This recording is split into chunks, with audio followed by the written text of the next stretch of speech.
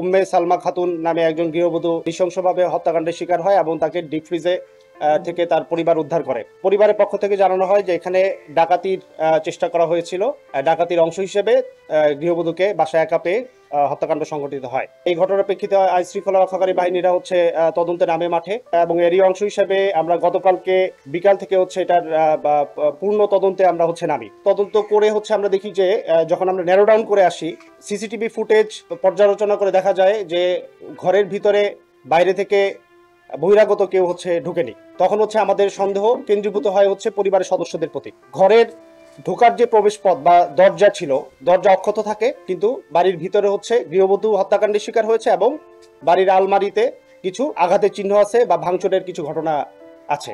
এর প্রেক্ষিতে এটা প্রতীয়মান হয় যে ঘরে এমন কেউ ঢুকেছে যার কাছে ঘরে ঢোকার চাবি আছে। তো ঘরের চাবি তিনটা ছিল, দুইটা বাসায় গৃহবধূর কাছে থাকতো, আর একটা তার ছোট ছেলের কাছে থাকতো। এবং আমরা টেকনোলজি পর্যালোচনা করে দেখে আমরা দেখেছি ওই সময়ে সেখানে গৃহবধূ অবস্থান করছিল বাসায়, এবং তার ছোট ছেলে সাদ বিন আজিজুর সেখানে ছিল। এবং তাদের বক্তব্য থেকে এটাও স্পষ্ট হয় যে আজিজার বা সাদ, মানে ছোট ছেলে যে সাদ, সেই প্রথম আইডেন্টিফাই করে বাসায় ঢুকে যে তার মাকে পাওয়া যাচ্ছে না, এবং সেই আত্মীয় স্বজনকে জানায় যে তার মাকে খুঁজে পাওয়া যাচ্ছে না। তার প্রেক্ষিতে তার বাবা আসে, তারপরে তার মামারা আসে, এসে ব্যাপক খোঁজাখুঁজি শুরু করে।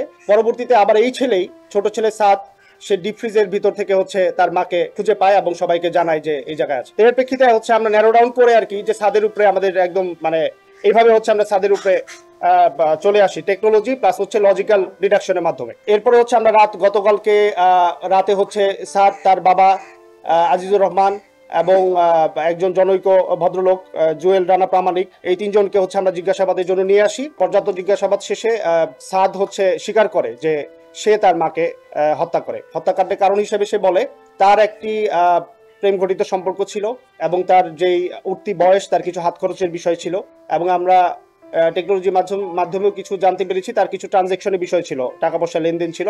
আমরা ধারণা করতেছি এটা হয়তো অনলাইন টুকটাক জুয়া খেলতে পারে। যাই হোক, তার টাকার একটা ডিমান্ড ছিল, সেই হিসেবে সে 500 বা 1000 টাকা প্রায় বাবার কাছ থেকে টাকা সে নিয়ে নিত আর কি, না বলে। এখন এইটা তার মার কাছে বেশ কয়েকবার ধরাও খেয়েছে, এবং এটা নিয়ে তাদের ভিতরে বেশ বাকবিতণ্ডা, ঝগড়া এগুলো হয়েছে। এগুলোর প্রেক্ষিতে তার মার সাথে তার একটা ক্ষোভ ছিল মার উপরে, এবং ঘটনার দিন 10 তারিখ সকালে এটা নিয়ে তাদের বাকবিতণ্ডা হয়। এর প্রেক্ষিতে সে সকালবেলা রাগ করে নাস্তা না খেয়ে সে মাদ্রাসায় চলে যায়, দারুস সুন্নাহ। ওখান থেকে সে 11টার দিকে যখন বিরতি দেয়, মাঝখানে যে বিরতিটা, সেখানে সে মাদ্রাসা থেকে চলে এসে আশেপাশে ঘোরাফেরা করে, এবং 12টার দিকে সে বাসায় ঢুকে নিজের যে চাবি, ওই চাবি খুলে ঢুকে দেখতে পায় তার মা বটি দিয়ে সবজি কাটাকুটি করতেছে, এবং আমরাও ঘটনাস্থল পরিদর্শন করে দেখেছি যে উনি দুপুরে রান্নার প্রস্তুতি নিচ্ছিলেন। তো তখন সে ঢুকে তার মাকে পিছন থেকে জাপটে ধরে নাক এবং মুখ চেপে ধরে। এর ফলে শ্বাসরোধে ভদ্রমহিলা মারা যায়, এবং এই ভদ্রমহিলা মারা যাওয়ার প্রেক্ষিতে যখন ধস্তাধস্তি হয়, তখন এই বটিতে আঙুলের তর্জনী লেগে বেশ কিছুটা কেটে যায়। এটাও ভদ্রমহিলার শরীরে বা ভিকটিমের শরীরে আঘাতের চিহ্ন আছে, এছাড়া আর কোনো আঘাতের চিহ্ন ছিল না। তারপরে সে এটা ওড়না দিয়ে হাত পা বেঁধে ওই ডিপ ফ্রিজের ভিতরে লুকিয়ে রাখে। তখন সে কিং কর্তব্য বিমূঢ় হয়ে যায় যে আমি এখন কি করব। তখন সে আবার বাসা থেকে বেরিয়ে যায়, আবার সে ঢুকার নাটক করে, সুন্দর করে ঢুকে। এই মারার পরে সে এটাকে ডিপ ফ্রিজে ঢুকানোর পরে বাসায় যে কুড়াল আছে, কুড়াল দিয়ে সে আলমারিতে বেশ কয়েকটা ভাঙচুর করে। এই করে তারপরে সে বের হয়ে যায়। বেরোয় যাওয়ার পরে সে আবার বাসায় ঢুকে তার মাকে খুঁজে পাওয়া যাচ্ছে না, এবং তারপরে সেই যে নাটকটা আর কি, যে আত্মীয় স্বজনকে কল দিয়ে যে আমার মাকে খুঁজে পাওয়া যাচ্ছে না, বাসায় এরকম ভাঙচুর হয়েছে, এখানে ডাকাতি হয়েছে বা ডাকাতি প্রচেষ্টা হয়েছে, এই পুরো নাটকটা সে সাজায়।